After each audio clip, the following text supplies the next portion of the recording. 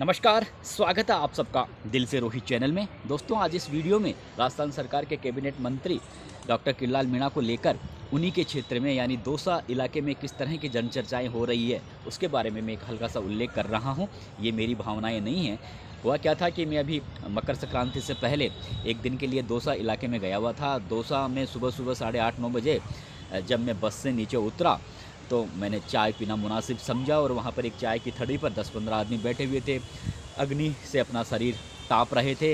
उन्हें ये पता नहीं था कि मैं कोई पत्रकार हूँ, तो मैं भी जाकर वहाँ पर बैठ गया। अब वहाँ पर जिस तरह की चर्चाएँ होती है, वही डॉक्टर किरलाल मीणा उनकी ज़ुबान पर छाए हुए थे। कह रहे थे, आपस में चर्चा कर रहे थे कि डॉक्टर किरलाल मीणा की अब अपनी ही पार्टी में सुनवाई नहीं हो रही। वे अपनी भाषा में बोल रहे थे, लेकिन मैं थोड़ा समझ जाता हूँ।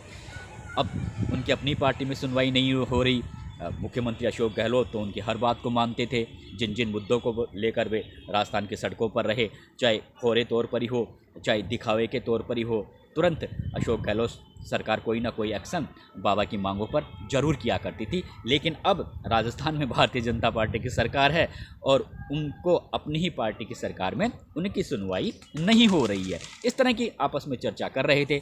चर्चा का विषय वही था कि राजस्थान विश्वविद्यालय के बाहर जिस तरह से RAS मुख्य परीक्षा की मांग मुख्य परीक्षा को आगे खिसकाने की मांग को लेकर जिस तरह से छात्र, स्टूडेंट और जो आवेदक इस परीक्षा के आवेदक जिस तरह की मांग कर रहे हैं कि छात्र की परीक्षा की तिथि आगे खिसकाई जाए, हमें पढ़ाई का पूरा टाइम नहीं मिला है, इस तरह की उनकी मांग है।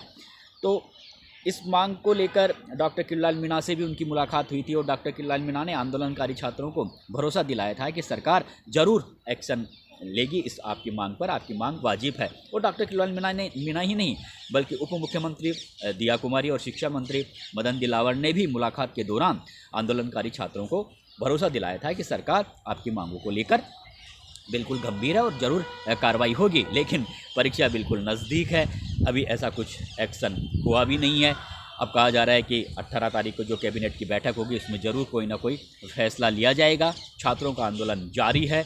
लेकिन अब लोगों में चर्चा है, भारतीय जनता पार्टी के नेताओं में भी चर्चा है कि आखिर क्यों डॉक्टर किरलाल मीणा एक सरकार के कैबिनेट मंत्री है और अगर वो किसी जगह पर जाते हैं, कोई किसी आंदोलन की जगह पर जाते थे, वो क्योंकि वो खुद आंदोलनकारी जीवी माने जाते हैं, किसी जगह पर जाते हैं, आंदोलनकारी छात्रों से मुलाकात करके कहते हैं कि सरकार आपके साथ है, सरकार आपकी बात को मानेगी, तो फिर आखिर अब तक एक्शन क्यों नहीं हुआ? जबकि अशोक गहलोत सरकार में तो हाथों हाथ उनकी मांगों पर चाहे मोटे तौर पर हो, चाहे दिखावे के तौर पर हो, एक्शन ज़रूर हो जाता था। पुलिस की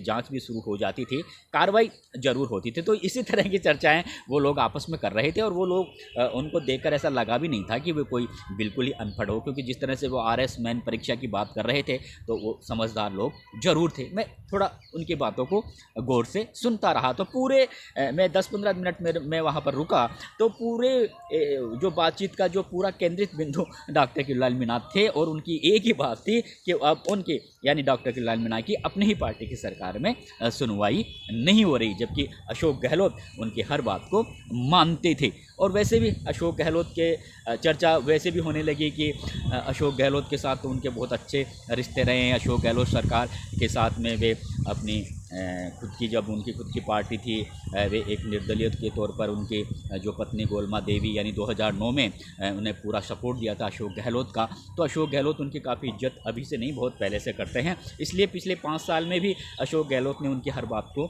माना, स्वीकार किया। लेकिन अब अपनी ही पार्टी की सरकार में किरलाल मीणा की सुनवाई नहीं हो रही। तो ये एक चर्चा थी। अब मैं मेन मुद्दे पर आता हूँ कि क्या ये जो चर्चा हो रही है, क्या वास्तव में ये चर्चा स्वीकार करने लायक है? हालांकि जहाँ तक मेरा मानना है, मुझे ऐसा लगता नहीं है कि डॉक्टर किरलाल मीणा की हैसियत भारतीय जनता पार्टी के दिल्ली दरबार में या फिर राजस्थान में जो पार्टी के नेता बैठे हैं वे उन्हें उनकी हैसियत को कम आंक रहे हों, क्योंकि डॉक्टर किरलाल मीणा ने अपने दम पर, अपने संघर्षों के दम पर, अपने आंदोलनों के दम पर भारतीय जनता पार्टी में ही नहीं बल्कि राजस्थान की जनता के दिलों पर उन्होंने राज किया है। इसलिए इतनी जल्दी उन्हें कोई कैसे भूल सकता है उनके आंदोलनों को और उनकी हैसियत को? इसलिए मैं तो इस बात से ज़्यादा इत्तेफाक नहीं रखता, लेकिन पब्लिक को ये ज़रूर लगने लगा है कि डॉक्टर किरलाल मीणा को अपनी ही पार्टी में थोड़ा सा नीचा किए जाने का प्रयास किया जा रहा है। हो सकता है उसके पीछे